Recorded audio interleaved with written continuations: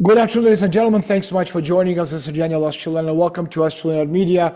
Today we have an amazing interview. It's an old friend of mine. His name is not old, but he's an old friend of mine. His name is IAN TROTTIer. He's a author, podcaster, and he and I have been friends for about 15, 17 years. We lost track of each other a bit before COVID, but now we're back, and it's good to have him on my show, and we're going to be talking about his new book. And also joining us, John Donovan. He's the open source Intel analyst, and he has a lot to offer as far as the subject matter at hand. So, gentlemen, Ian, John, thank you so much for joining us, and welcome to the show. Thank you very much, Daniel. Nice to be here. Okay, now John is driving. Thank you. John is driving, so he prefers not to be on camera, but that's okay. We can hear his voice. So let's get right into this. I mean, I read your book. I don't want to say in one sitting because it's a long book, but I think it took me about 2 days. I read about 300 pages a day, but Jesus Christ Almighty, what a fascinating book. So Ian, give me a, let's say, 60-second brief. What is the central claim of high-stakes treason, and why should a general audience care now after so many years? Yeah, so the reason we're using the word treason in the title, Daniel, is because it was a wartime. The war on terror had been declared, Article 5. And what we found through the research that John Donovan, who's joining us here today, presented with me, which is now in form of this book, what we have seen here is that the former head of the CIA, then serving as the senior advisor to the Homeland Security at the time, this is a period between 2009 and 2013, committed very heinous financial crimes on the American people, hiding critical stock ownership in a company called the Analysis Corporation. Now, to sum that up real quickly, and I think I'm probably close or over that 60-second second time slot there, what he did is that he held on to that stock because Congress was funding the war on terror. So every time there was a terror attack under his watch, he allowed that attack to happen so that his stock value would increase. That's what we allege in the book, High Stakes Treason. Subtitle is How John Brennan Compromised American Security for Millions. Thank you. I mean, that was an amazing 60-second explanation. Let me ask you this. Again, I do investigative journalism. I've done books on the Bilderbergers and so many other, secret societies, the drug trade and everything else. In your case, it's a personal, professional curiosity. What were your main primary sources? FOA, IG reports, court filings, whistleblowers, and also which carried the most probative weight? Yeah, so the main resource here, the main source of information is the gentleman that joins us on the phone, almost 12 years in the FBI. In the introduction of the book, I put an award in that introduction. I declare that all the critical data information was presented to me from the individual that joins us on the phone here today. What he and I have compiled is an appendix of 100 pages. About 100 pages. There are 430, as you said, Daniel, there are 430 pages in this book. 100 pages of that are SEC documents, White House visitor logs, X-key score description sheets from Edward Snowden whistleblowing, other information that supports our claim here. Now, you mentioned FOIA. There's something very critical right now, and I mentioned this to Matt Gaetz a couple weeks ago on his show.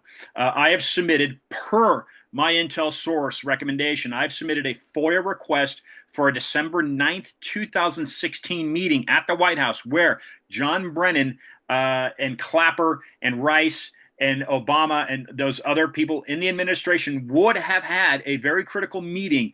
On that date is where my intel source and I believe that is where the Russian hoax, the Russian collusion hoax, which Roger Stone has written a forward to this book, right? If you got it on camera there, you can see it in the background because I've got where John Brennan orchestrated, and that's an end quote by Roger Stone, orchestrated the Russian collusion hoax. So that conversation, that collusion likely took place starting at least on that date of December 9th, 2016. I have a FOIA out to the Joint Chiefs right now to get audio and video from that recording, which should be on a skiff within the Pentagon. In a book like yours, and again, it's an absolutely amazing book. And to be really honest with you, I'm kind of surprised that it was published. Again, in today's atmosphere, that might not be the case. It actually may be the right time to publish it. Although, one of the questions that I had as I was reading it was, why release it mid-2025? Did something specific change in the evidence landscape or risk calculus, okay? Because publication, again, lists late July 2025. Yeah, so this is where I'd like John to chime in here. John, why don't you take it away there? Sure. What happened was I had discerned that there were anomalies related to 3 different terrorist attacks that I could not understand why U.S. intelligence didn't stop them based on my experience when I was in the Bureau and then when I was an open source intelligence analyst. And as I looked into it, I realized that someone had sequestered signals intelligence that obviously was collected on these 3 different attacks, on the preparations for these attacks, and it was sequestered away. And it took me a number of years to discern where they hid the data and who was the person who hid the data. The calculus as far as publishing it now in 2025 was that I realized under the prior administration that as a former FBI agent, I have a contract. It says you can't publish anything without their approval. And I'm like, well, I found this information and I'm not allowed to publish it, but that doesn't mean I'm not allowed to give it to somebody else who is allowed to publish it. And so I gave up all of my rights, any earnings or whatever, control of it, the copyright, and I gave it all to Ian, whom I met a year and a half ago at the CPAC convention that was held outside Washington, D.C. And Ian has charged ahead and pushed to get this information out into the public. And he deserves all the credit and all the benefits that would accrue from publishing this information. You asked earlier about what my sources were. The initial information I got was, of course, open source news reports that just did not make sense to me. And I started looking deeper, and I decided to use basically government data to prove the point. And Ian mentioned that we used sec.gov. We used the White House visitor logs that are available through the National Archives. We used court reporting that came out as a result of the Boston Marathon bombing. And so we tried to use as many government sources as possible to back up our assertions so that everyone could see that this is exactly what happened. We're not using crazed information from some blogger online, okay? And that's what we used, and that information comprises that 100-page of appendices that Right. Ian described. Are there any evidence whatsoever that you chose not to publish? And if not, then why not? Go ahead, John. Evidence that I chose not to publish. I used only publicly available information. No classified sources were used because if you use that, then you get in trouble with the government, and I didn't want to have that happen. And I wouldn't want to jeopardize Ian or the publishing company by doing something like that. Okay, Ian, let me ask you something else. The book asserts a long-term criminal scheme that manipulated intel protocols, CT personnel to move the value of specific stock holdings. Can you lay out for our audience the timeline, the mechanism, and the money trail in plain English? Go ahead, John. Yes, I can. Yeah. So I believe that John Brennan, while he was working for the CIA, saw the value of this company called the Analysis Corporation, which was initially a classified company,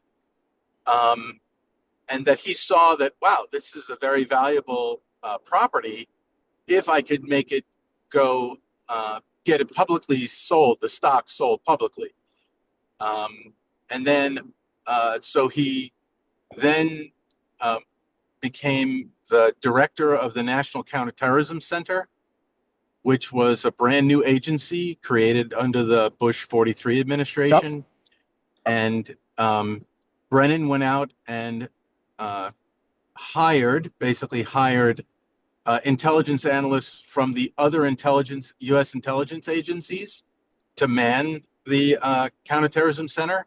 One of those people was the intelligence analyst who I believe Brennan then used as his cutout several years later. Then Brennan retired from the government, became the CEO of the Analysis Corporation to prepare it, to do all the groundwork that's needed for spinning a company off and then doing an initial public offering. Right. And that's how I found all of the data related to Brennan's employment contract with the Analysis Corporation, how many shares of stock he actually owned, what the stock split was going to be when prior to the initial public offering, the various name changes that the company went through, and also the fact that as CEO, Brennan was in charge of the internal organization of the company related to the stock that was held in the company's 401k.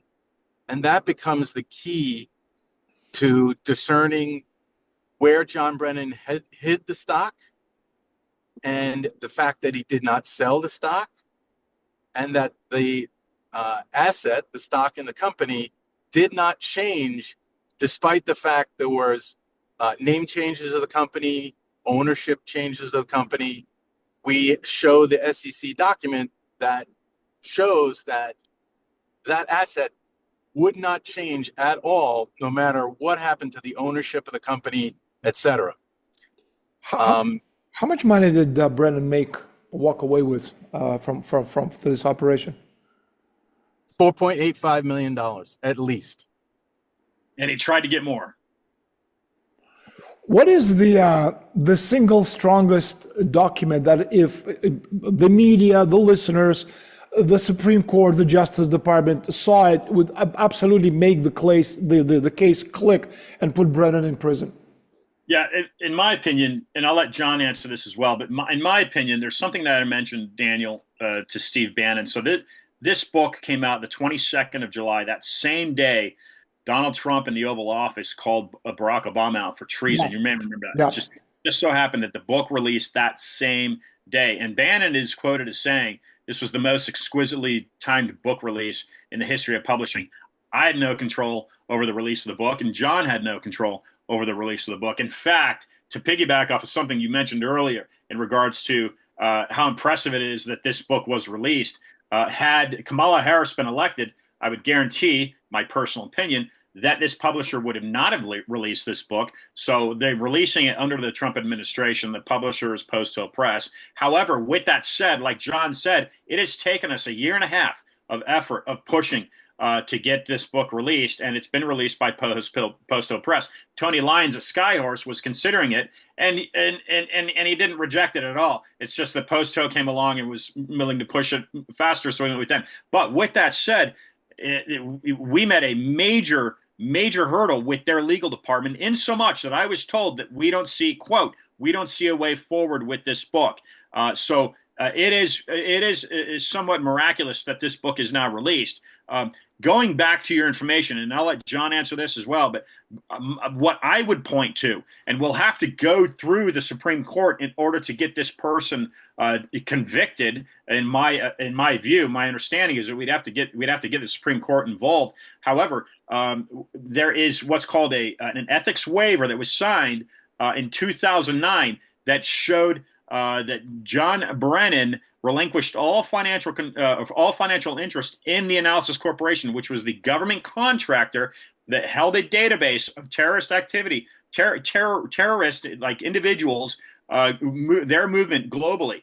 That's in a nutshell the importance of the Analysis Corporation, which he held stock in. That ethics waiver that he signed in 2009 showed that he no longer had, quote, financial interest.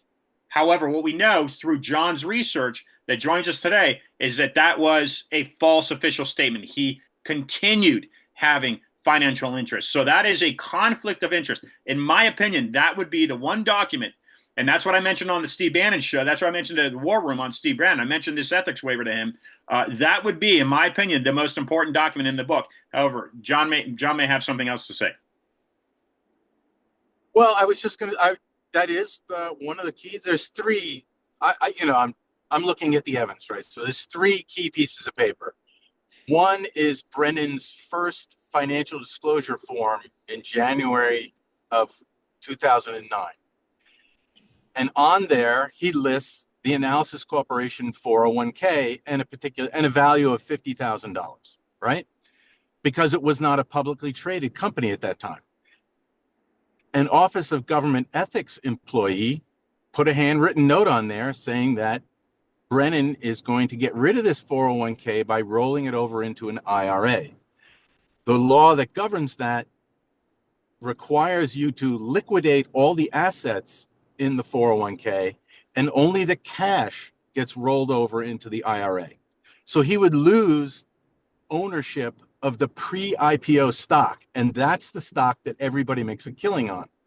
So instead of doing that, he decided to simply change the name of the 401k on all of his subsequent financial disclosure forms. And then within a year, Barack Obama has to issue that ethics waiver because John Brennan was ordered to lead this investigation as to how did the underwear bomber get on the airplane and almost blow up an airplane over Detroit. And the company that would have checked to see if Umar Farouk Abdulmutallab was a terrorist was the company called the Analysis Corporation. And as Ian said, President Obama wrote in there, of primary importance is the fact that you no longer have a financial interest in the Analysis Corporation. That's a demonstrably false statement that John Brennan caused Obama to issue. So that we is have, the key right there. So we have Obama, Clapper, Brennan, Comey, basically the key elements in the intelligence apparatus of the United States government are part of the deep state, and all of them are totally corrupt. So let's look at the big picture closer. If what you gentlemen are saying is right, and I have absolutely no doubt that what you're saying is right, again, I've read the book the last couple of days, what does this tell us about the entanglement of national security and financial markets in the post 9/11 era? John? Oh, well, it tells us that the big corporations, your military industrial complex, and now the intelligence industrial complex are all making a fortune off of terrorizing the American people to pump more money into those corporations to protect us from terrorists. In the name of national security. Yes, right. They don't protect us from these people, and then we're terrorized into giving them more money to protect us from the people they refuse to protect us from. Ian, from your vantage point, how do, let's call it narrative control and cognitive warfare, shape the public's ability to detect the elite malfeasance? Well, you know, I mean, Daniel, one of my big things has always been, and before I get into that quickly, I want to say that once this story really gets out, because right now we've had a number of great interviews, Bannon, Gates, Mel K, Ann Vandersteel, Chris Stigl. There's been a number of great interviews so far, and in so much, Daniel, that I was in the Newsmax head office. In the mainstream media, it's like your story's not there. They don't, they're keeping it under wraps. Yeah. Well, I hand delivered a copy to the COO of Newsmax. I've got Rob Finnerty that's shown interest in this. So we're chipping away slowly but surely. However, what I will say is that once this book gets steam behind it, what we're going to see is we're going to trail this all. In my opinion, it's going to take a large effort, of course, and likely many months, if not years. what we're going to trail is back to George Tenet, because John Brennan was the head of chief of staff under George Tenet during 9/11. And one of my first responses in the past few months to John, that joins us here on the line here, was, in your opinion, former FBI John, I asked him, I says, in your opinion, did George Tenet possibly, and even John Brennan, did they use a similar decoding system, or did they use a similar cover-up system in that intelligence gathering of where terrorist activity was to allow the 9/11 hijackers to perform their duties? Was that engineered on purpose? And the response, of course, is quite likely yes. And therefore, then you're sucking in George Tenet into this, and you're talking about, and you're bringing in 9/11. Of course, that's down the road quite a ways, but it's a possibility. Those are some of the dominoes that could possibly fall. And Daniel, you would know from joining my podcast and discussions over the years, is that I always trail things back to the Federal Reserve and the corruption and the veil, the insane illegal, per the U.S. Constitution, what seems to be illegal. I'm not a legal brain, but this is coming out of my mouth. In my opinion, you have the illegal veil of the Federal Reserve and the shareholders that hide behind that, because to the American people, those shareholders are not disclosed. It's not public information. So we don't exactly know who is pulling the strings behind the Federal Reserve. That's totally anti-American in itself, and it's anti-republic, right? A constitutional republic. That's not a free society by any means. So that would be my, and that's established at Woodrow Wilson 1913, right? So you have you have 100 years, over 100 years of that kind of puppet mastery behind that veil. And it wasn't even until recently, I don't think, that the Federal Reserve even acknowledged themselves as being a central bank. And Daniel, you and I would know, and John knows, that all central banks globally, there's 63 of them. Don't count me on that. Because I'm not sure if that's the exact number. But you have all central banks globally, all tying in and being regulated by the Bank of International Settlements in Basel. Exactly, in Basel. Let me ask something else. What single, with all that in mind, what single institutional reform would most, I guess, effectively decoup intelligence priorities from private gain? John? One, eliminate the CIA completely. That's number one. We would probably have to ban any executive from any of these intelligence agencies from ever working for a company. If we needed to compensate them and give them, $1 million a year, I'm all for it, if it keeps them from cooperating with these corporations. One of the things about, we always go back to, speaking of outright theft by the central bankers, by the government itself, government officials, all the monies they make over the years from all kinds of illegal shenanigans.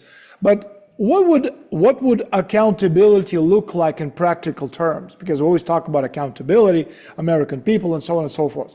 But what would this accountability look like in practicals? And what would success, be like?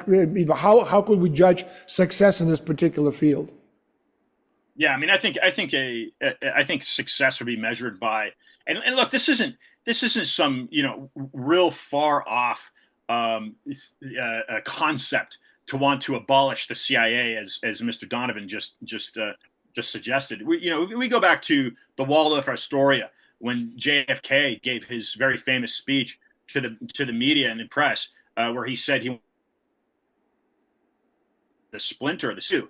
He knew back then. He knew the dangers that the CIA was presenting to a free and just society that was the United States, the people that made up the United States of America. So, wanting to destroy or abolish or get rid of the CIA isn't some very far off concept. As I mentioned, JFK suggested it there. But I think if you are able to get a legitimate investigation into a procedure that could lead to abolishing and destroying the CIA, and or critically revamping it or gutting it out, which I don't think the CIA, I think the FBI, right? Kash Patel is kind of going at that right now with the FBI, but I don't think with Ratcliffe. But let me ask you this for a second, Ian, John, let's talk about Kash Patel for a second. I mean, you come from the FBI. Do you see him as credible in his fight, quote unquote, for legitimacy of the organization and in defense of American people?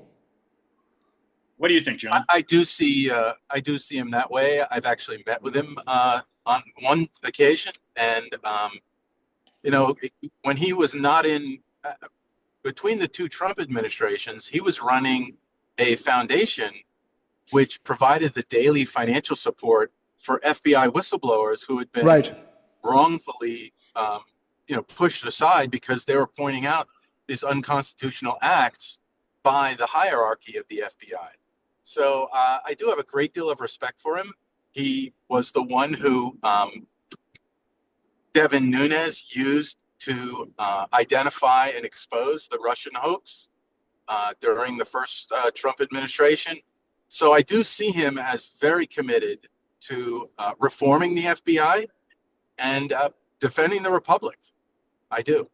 There's the issue, of course, of Epstein and pro-Israel stance, but I don't want to go into that today because I want to focus on your book. But just for a second, I want to ask you, speaking of trust and legitimacy, if intelligence services in general are perceived as tools for private enrichment, what happens to the legitimacy of democratic institutions?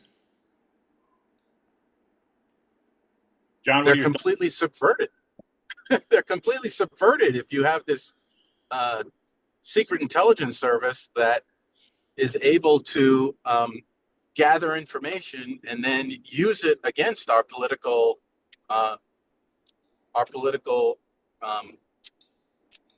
the members of our government, the elected members of our government.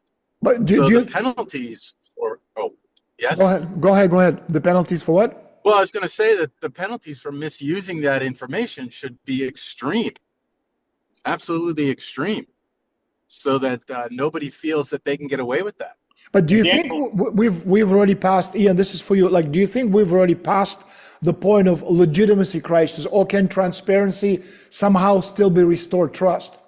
Yeah, so that's why this publication, right? That's why this publication, in my opinion, that's why this movement right now that's being created to pinpoint and throw a dart on John Brennan. That's why it's so critical. And even Stu Peters, right? So Daniel, I'm interviewed by Stu Peters, and it's kind of this cliche. Well, here's just another story of corruption in the U.S. government, but what's going to happen? Nobody's ended up in jail. Nothing's happening. Well, here's something different because this is all open source information, right? So it's all open, public domain gathered information that is showing that, hey, this guy left a paper trail that Donovan, the guy to join us today, that Donovan was able to find out, and we've published now. And so I personally am going to do everything that I can to make sure this person is investigated. He's already being investigated for the Russian hoax. He's not being investigated for the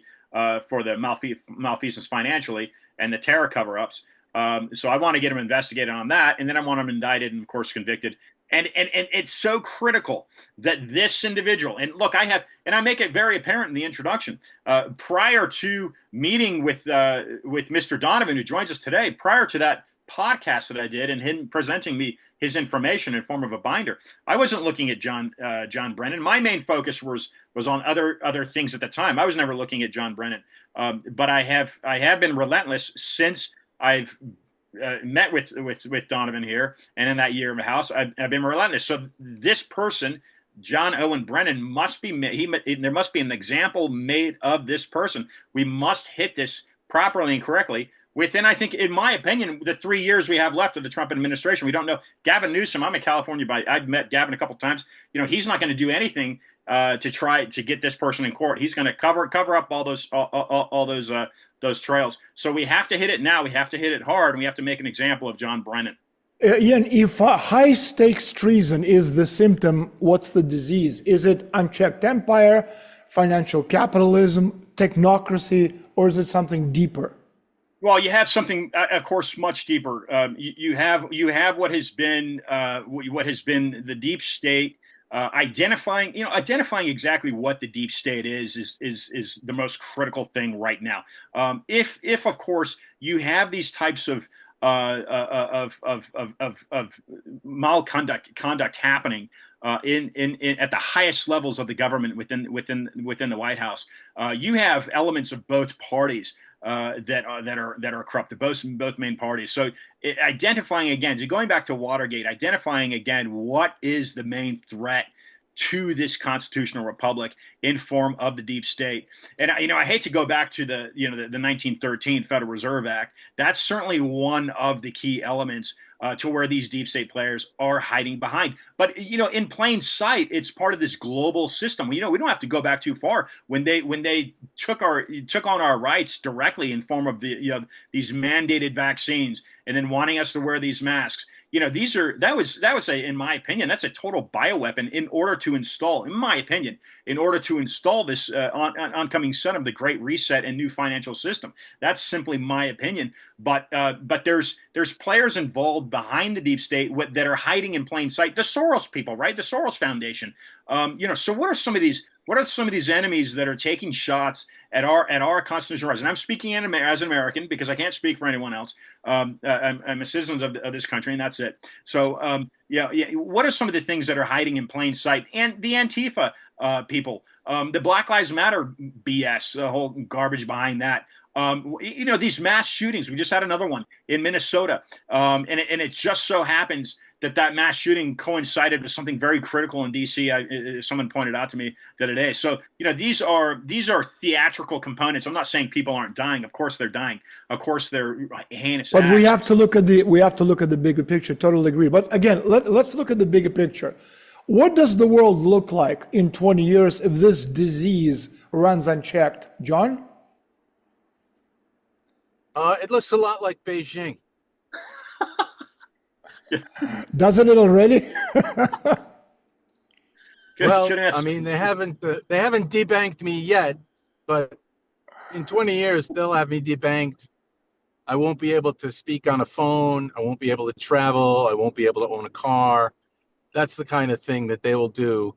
They'll make the entire world a prison if we don't stop these people. Prison planet. Now, we only have about 10 minutes left, so I want to ask you a few more questions about the book. Ian, you describe Brennan as having manipulated counterterrorism personnel. That's heavy-duty shit. What did that look like on the ground? In other words, targeting decisions, watch listing, resource diversion, and as a kind of follow-up, did this manipulation leave the United States more vulnerable to actual terrorist threats, or is that irrelevant?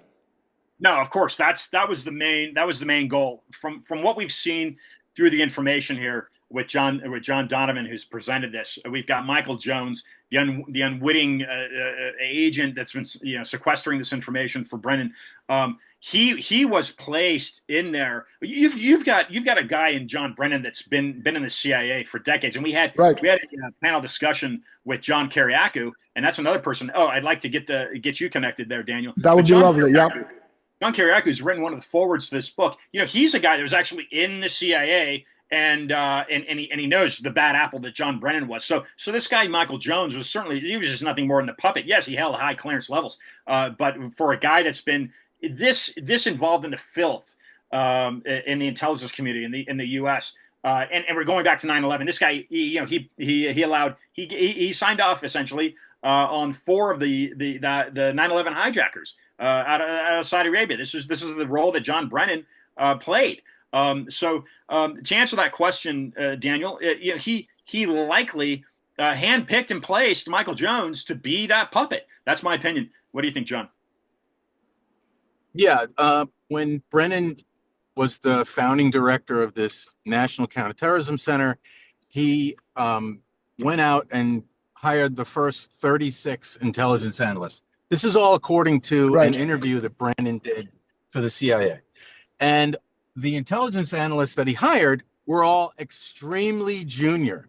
In fact, this guy, Michael Jones, at the time would have been an analyst for the State Department for less than 2 years when he's suddenly brought into this new agency, and this former chief of staff of the CIA is the director. And you can imagine how heady it is for a young, inexperienced guy to be, the confidant of such a person. Absolutely. And the reason the way we identified Jones was there was a terrorist attack in Norway in 2011, and I had written up an analysis of it and sent it into the FBI tip line, for which I was fired the next day. And then I was like, Are you talking about the Breivik incident?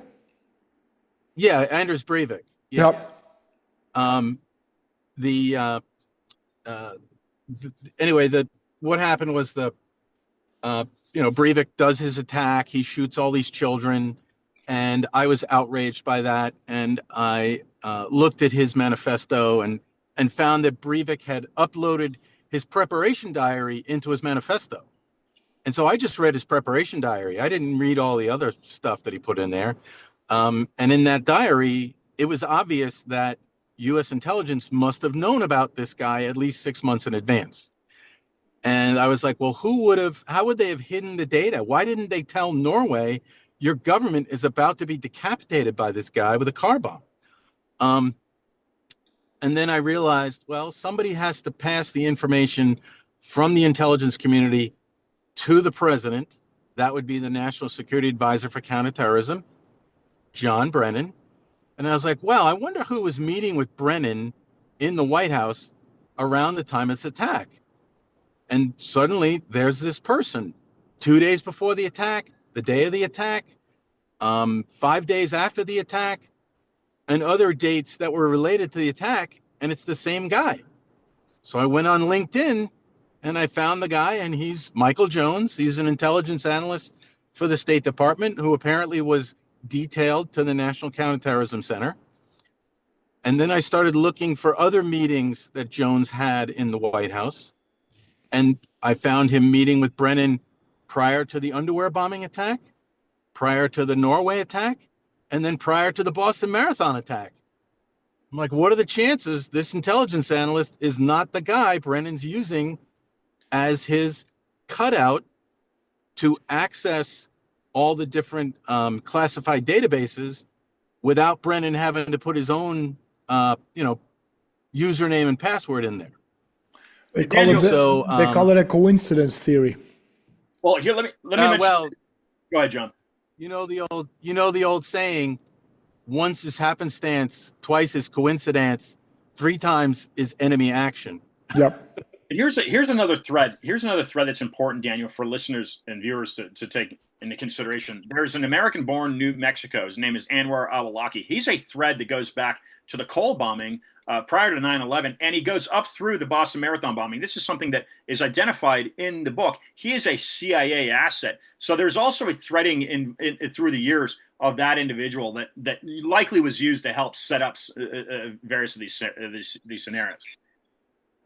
Again, I've read the book, and it's a fascinating, and I was left flabbergasted at some of the assertions, which I have absolutely no doubt it to be true. Now, again, if what you're saying about Brennan is true, and I have no doubt that it is, what does it tell us about the vulnerability of America's intelligence apparatus to private, to financial, or even to partisan capture? And as a kind of a follow-up question, how should citizens interpret Brennan's legacy as a warning, as a betrayal, as a symptom of something much deeper and much more corrupt, much more horrible, okay? This cancer that's spreading within the U.S. system. But the initial question is, what does it tell us about the vulnerability of America's intelligence apparatus to all these different, private, financial, partisan captures?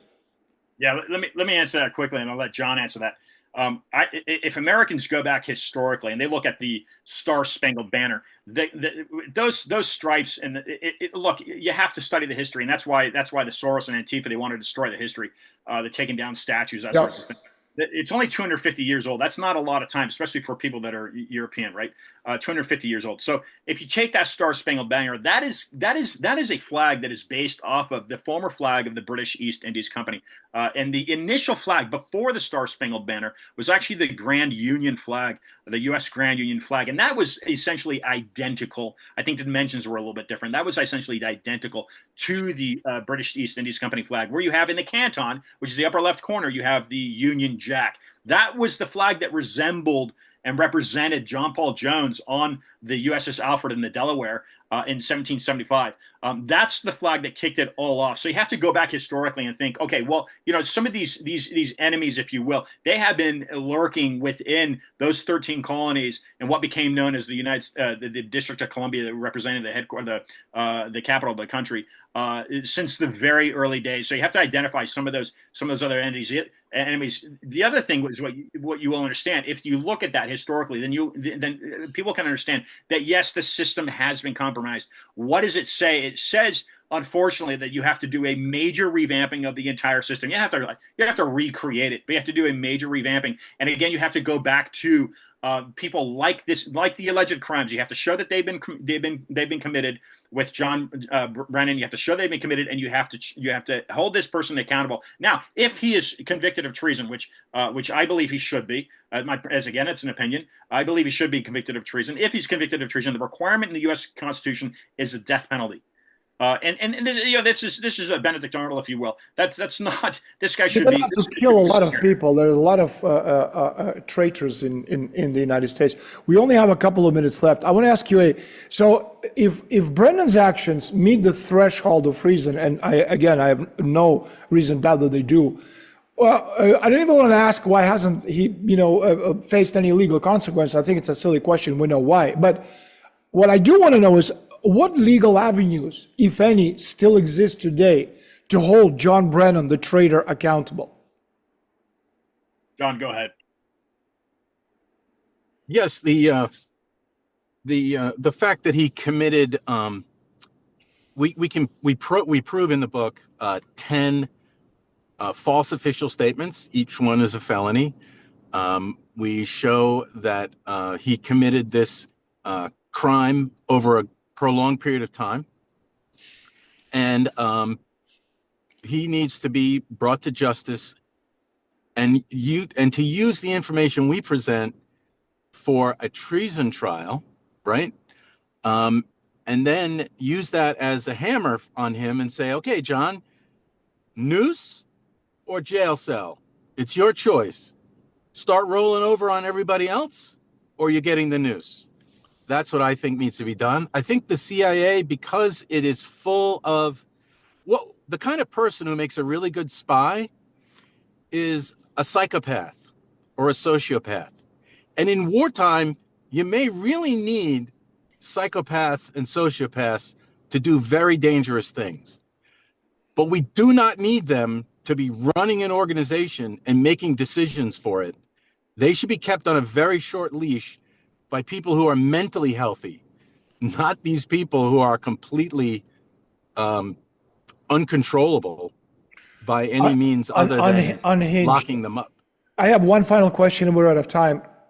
Ian, John, if you had the subpoena power, aside from John Brennan, who else would you subpoena to appear in court? John, Michael Jones.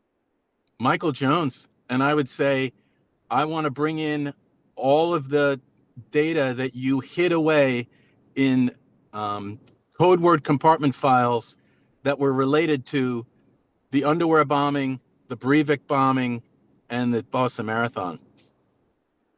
Ian? Yeah, Rachel Molinaro is another person mentioned that brings forth in the literature, and I've got my eye on George Tenet because I want to see what he's known and he hasn't come forward with over the years. You're looking at 20, 24, 25 years, right? That this person has been a bad apple, in my opinion. So that's one of the person I'd like to listen to. I have a hard time believing that Barack Obama wasn't in on it.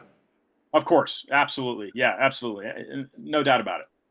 I mean, he's the president. Oh, he made the decision. He made the go no go decision. So he stands to make a nice little amount of money. Anyway, gentlemen, we're out of time. Before we go, Ian, how can we follow what you do? How can we support you financially, buy your books, whatever information you want us to know? The floor is yours. Yeah, and just one last comment. The larger picture here for Americans is the Second Amendment, right? Taking away that gun ownership, right? And that threads directly into Mao Zedong and the Chinese. People can follow me on Twitter, real Ian Trottier, Instagram. Those two outlets I post regularly to. It's Ian Trottier on Instagram. IanTrottier.com. If you'd like to support me financially, I've got a Venmo. You can Venmo me. That's at IAN TROTTIER. You can go through PayPal, links on the website, and then and definitely buy the book. I'm working on it, getting into translating into Spanish right now, Daniel. It's on If you Amazon. need my help, my literary agency, Spain, is the #1 literary agency in Europe. Okay, if you have the, let's talk after the show. Okay, if you have a one-page description, send it to me. I'll introduce you to my literary agency. Okay, they're the best there is in Europe. Okay, and where can we buy the book directly from you, or do we need to go through Amazon? Yeah, if you want a signed copy, you can go to highstakestreason.com. I prefer not to give Amazon any money. How can we buy it from you directly? You can buy it directly from me, of course. Just go to highstakestreason.com. My email address, iantrottier@gmail. Shoot me an email.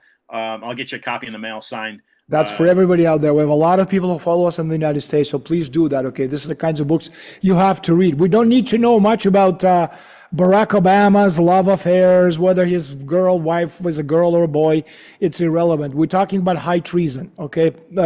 Bread and circuses, let's leave it out. There's just not enough time. We got to get the country up and running and in good shape, because the country is not in good shape right now. Yeah, and the other thing is this: I'd like to see John Donovan. I'd like to see his job restored at the FBI, if that's something he'd like to do. And then we got to get No. John, let me know how we can help. Thank you. No, thank you. I think you jumped the gun. I think you jumped the gun there. Yeah. Anyway, That's right, Ian. Yeah. John, thank you so much for being on the show. We've never had the pleasure of meeting you, but I would love to shake your hand. Thanks so much for joining us. All right, thank you. Take care. Take care, guys. Bye-bye. Bye.